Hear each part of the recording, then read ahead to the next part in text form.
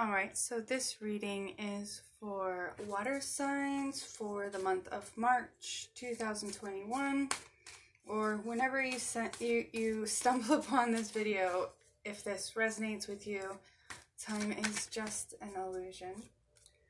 So let's look at water signs, Cancer, Scorpio, Pisces, and what kind of energies we have working for you for the month of March, going into spring, coming out of the winter. 42 with the Rainmaker, and we've got the Vision Quest here with 60, the Council with 11,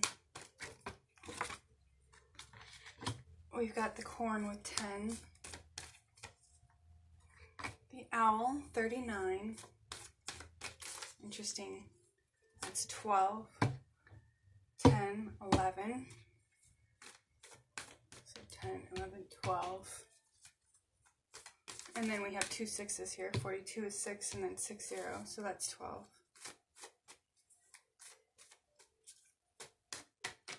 Okay. With the 7, the Child, so there's a lot of healing going on.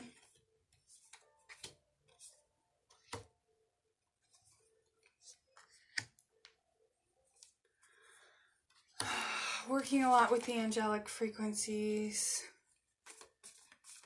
Gaining a lot of wisdom and insight through this healing. This is a vision quest that a lot of you guys are going on. This is like an inner experience. We're talking about soul retrieval here. So going deep within, that's also 13, and I just got chills. So going deep within to work with your inner child and heal that inner child so that you can initiate into those higher spectrums, those higher frequencies of light. This is what you're moving towards, that initiation. And this is through healing of the inner child. This is how you get to that enlightenment. This is working through imbalances that were maybe put into place during inner child experiences, whether in this life or in past lives. But you're learning a lot through this with the Owl, and that's 12 as well, so that is completion. We have that with the Harvest here with the 10, so moving out of a loop. So everything, 10 is like the wheel of time, so moving out of that linear time energy. 10 is also more of a finite frequency, and moving into 12 and 13 energies, 13 moon energies, and that's more of a natural time frequency water signs. That's part of this initiation, but in order to do that, you have to heal belief systems that were put into place through your inner child. This is where a lot of us are programmed, and our realities are based around those programs, those structures, those belief systems.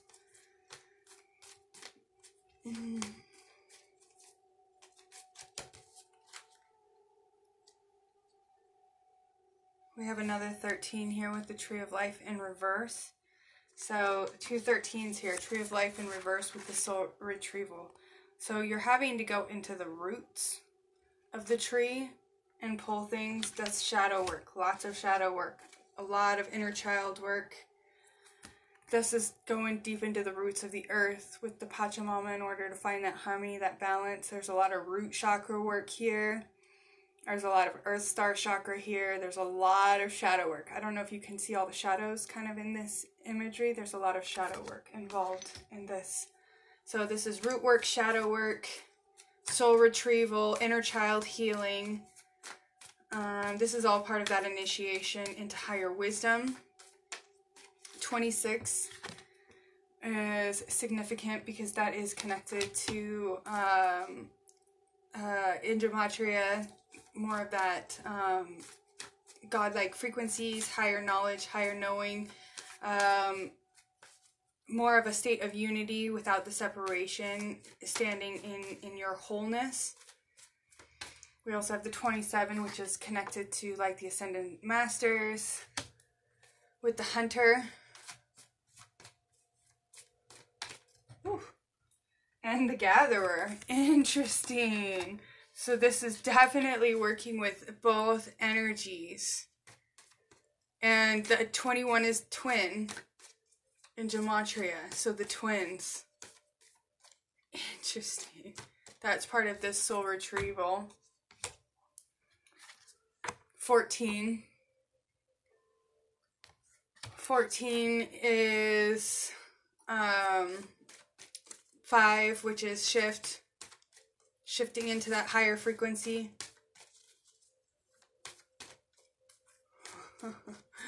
Nice, water signs.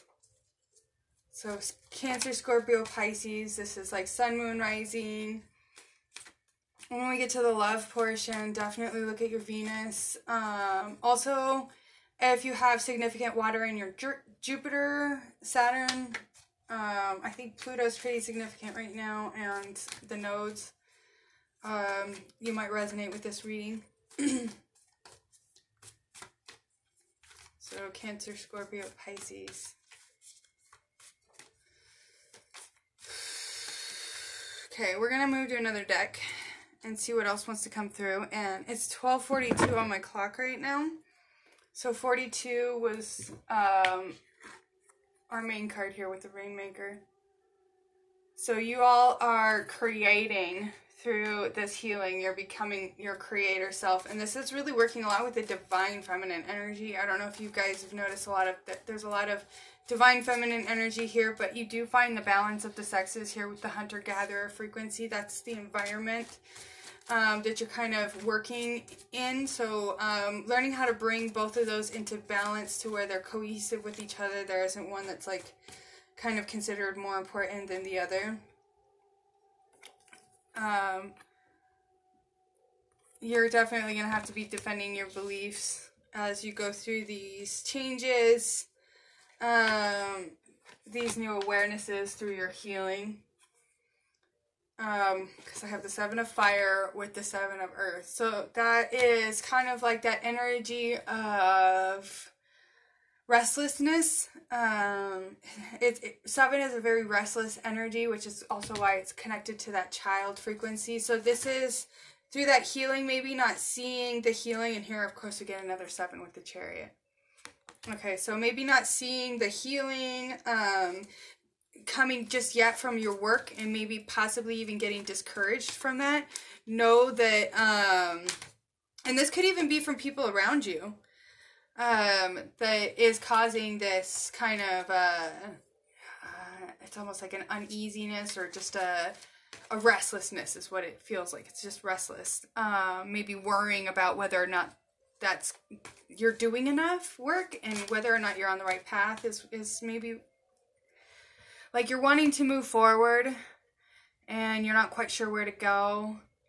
You're doing all this work, but you're not seeing a whole lot of results. Know that that work that you're doing is teaching you self-discipline. It's teaching you willpower, and it's helping you plant the right seeds. Okay? It's putting you into more of a leadership place with this fire energy, where you can start really speaking your truth. That's part of that initiation.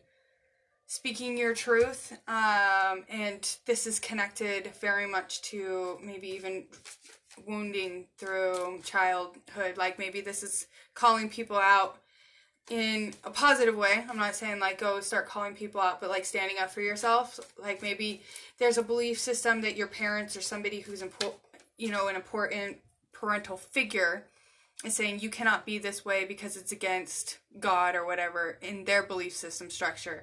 But that's not how it is for you, and you're realizing that now, and you need to be okay with standing up for that belief, and that's part of that energy you're moving into, and that's healing that inner child as you do that, because it's really that inner child that gets damaged when we allow belief systems that don't resonate with our soul to take over and become dominant of our energy and create realities that are not in alignment with us, with our highest good.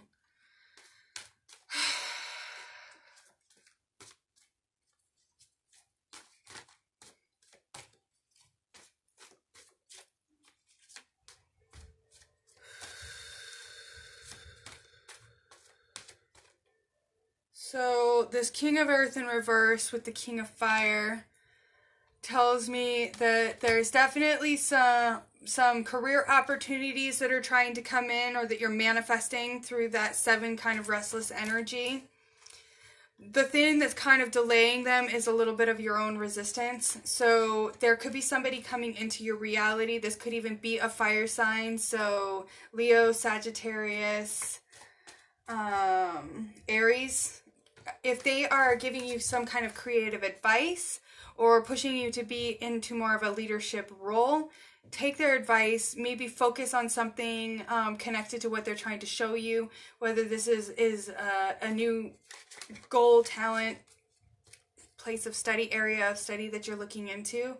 This could be kind of your inner self, higher self speaking through them to you. All right. Let's see. Oh, yeah. Okay, so the star, and I just got chills. This is definitely destiny. And I got the 2 of Earth in reverse. So maybe a lot going on, but your faith in maybe working with this other person in the universe and trusting yourself, your higher self, is what's going to help you come up with whatever this decision is that has to be made. Some kind of a decision. And this is definitely connected to stuff you've been manifesting. So I'm thinking maybe water signs, you're going to have to let something go in order to bring in this abundance, this new opportunity. And this could be connected to some kind of self-employment or just starting something new. But this is definitely destiny. This is definitely something that you have been manifesting, whether it's unconsciously. Just know that this is definitely coming in. Yeah, you're definitely feeling stuck somehow. And this is you. This is all elusive. The 8 of Air is all about that illusion of being stuck and thinking about it and worrying. This is being stuck inside your mind. This is trapping yourself with your own thoughts, is what the 8 of Air is. Basically blocking your own manifestation through your worries and not wanting to take action because of those worries, of being afraid something's going to go wrong. And water signs, we're so guilty of this. I have a lot of water in my chart, so I know. Okay, let's see. Any other messages wanting to come through for Cancer, Scorpio, Pisces? Let's pull a chakra card. See what chakra you all have to be working on right now. Cancer, Scorpio, Pisces. Water signs. What chakras do we need to work on?